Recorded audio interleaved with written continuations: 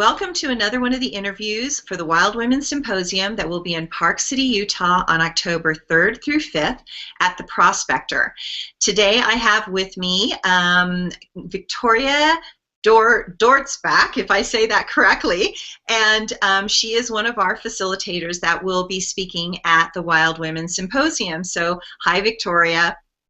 Hi, Suzanne. Thank you so much for inviting me to be a part of this wonderful, incredible event. That is I just feel the energy. It's, I'm yes. Yes. Well, and that's what has happened. I mean, the last symposium that we did, it's like it just ignited something. And you know, I mean, a lot of women got a little nervous that I called it the Wild Women Symposium, and I did that on purpose because I wanted to push an edge a little bit. I wanted women to redefine what they can see and feel as wild. So, because to me, you can be, you know, wildly passionate, you can be wildly spiritual, you can be wildly heartfelt and open. And so to me, wild was a word that, you know, was this natural word for the divine feminine. And the divine feminine is definitely chaotic by nature, and when women get all together in a space, we actually start to birth something or create something. And so it was amazing to be at the symposium and to feel this cohesion that started to happen between the facilitators and the participants, and something ignited. And so I'm so happy that you wanted to come and play with us in our, you know, very dynamic game and be a part of the energy, because you have such an incredible skill set, and you've been doing this for a long time, and you've studied forever. And so why don't you tell everybody a little bit about who you are and what you do and why? Okay. Well, to put it succinctly, I'm Victoria Dortzbach, and I currently make my home in Ogden, Utah.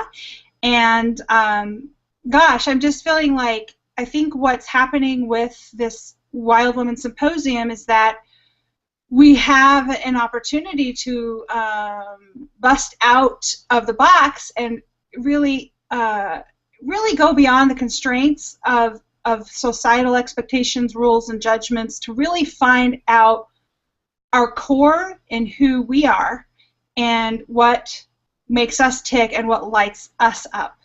And so what I've been, you know, I've had like experience as an RN. I'll tell you a little bit about my background.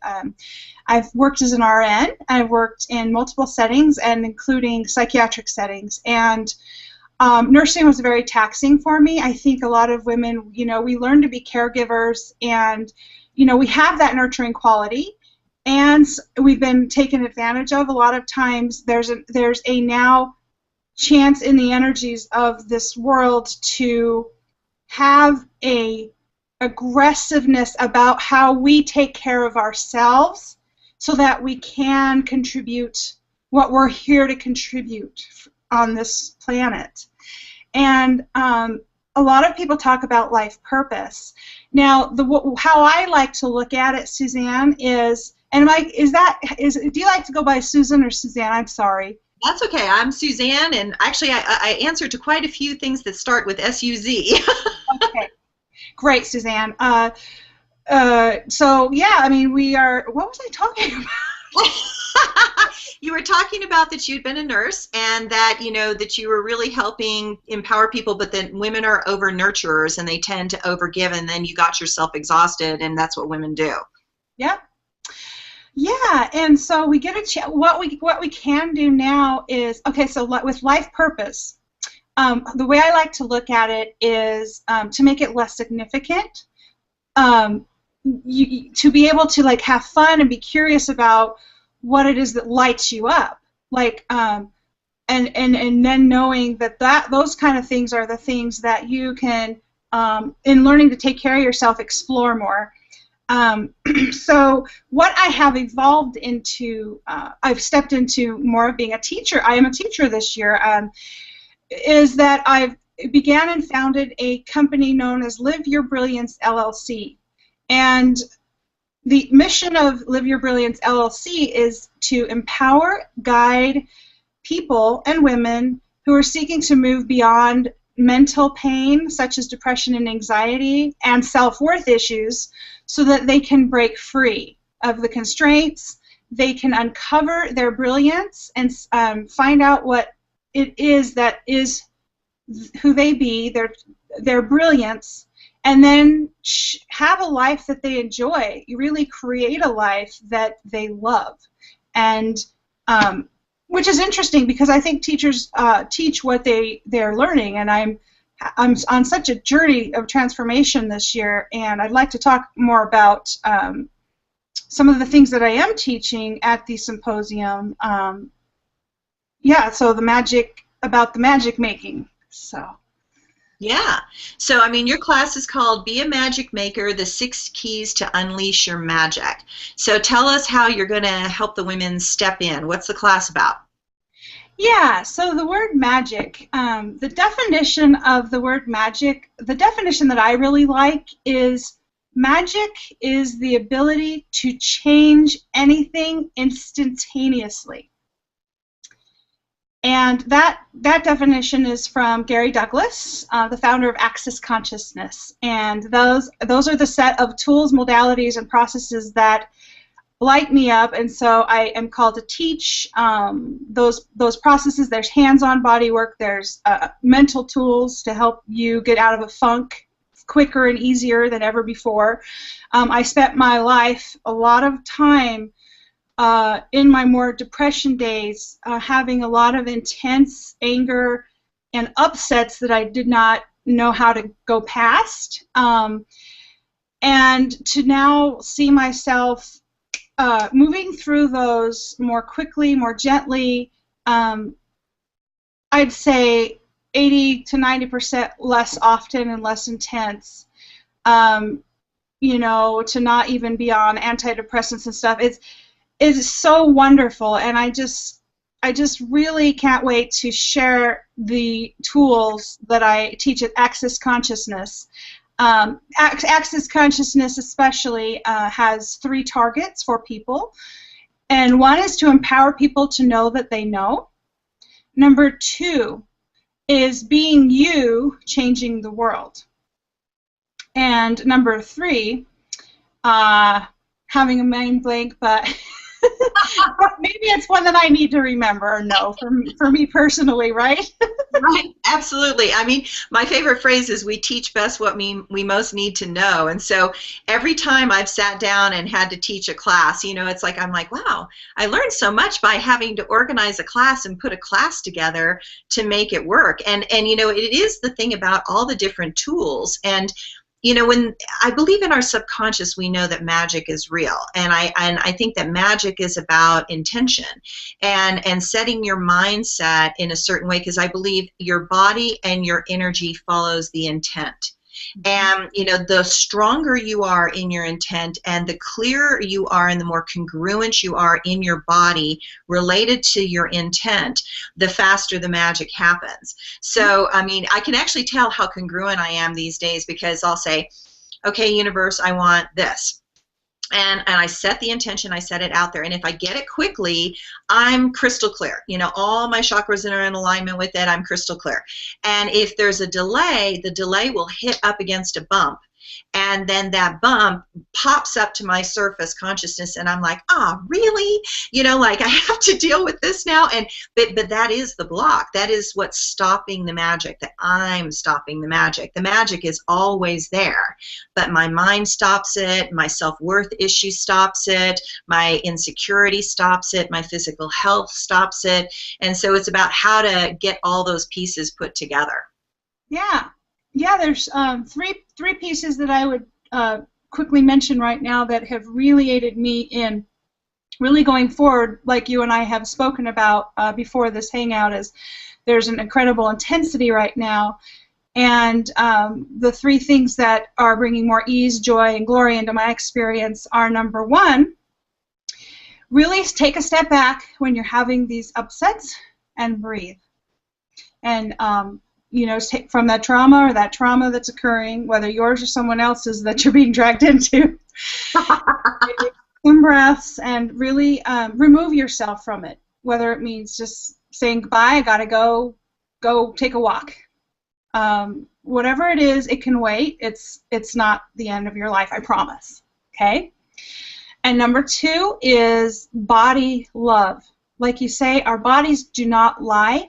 They're constantly giving us information and feedback. And what if we could learn to make them our friends and not our enemies anymore? Because we are undoing, unprogramming, unraveling a lot of society conditioning. It's essential, it's important that we move beyond this and uncover the brilliance of our bodies, to love it, to nurture it, to care for it, to say, you know what? I love you. Just have a date with your body, a juicy, sexy date with your body.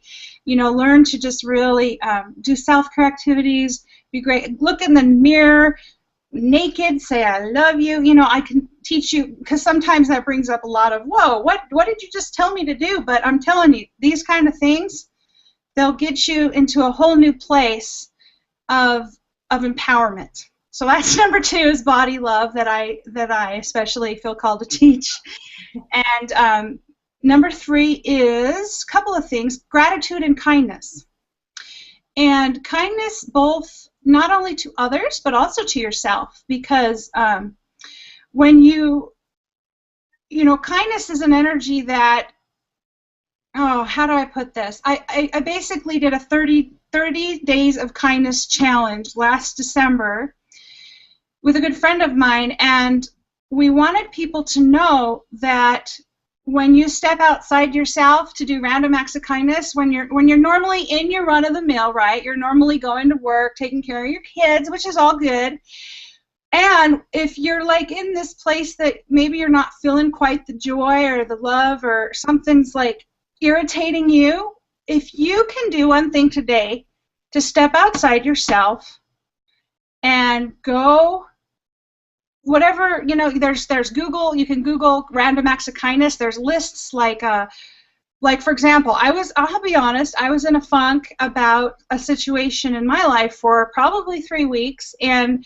I just barely chose to move beyond it because I had my intuitive guidance telling me, look, you can change this easily, you can shift this energy and get it transforming if you go and I actually chose, and I've never done this before, pay for someone else's dinner behind me in line.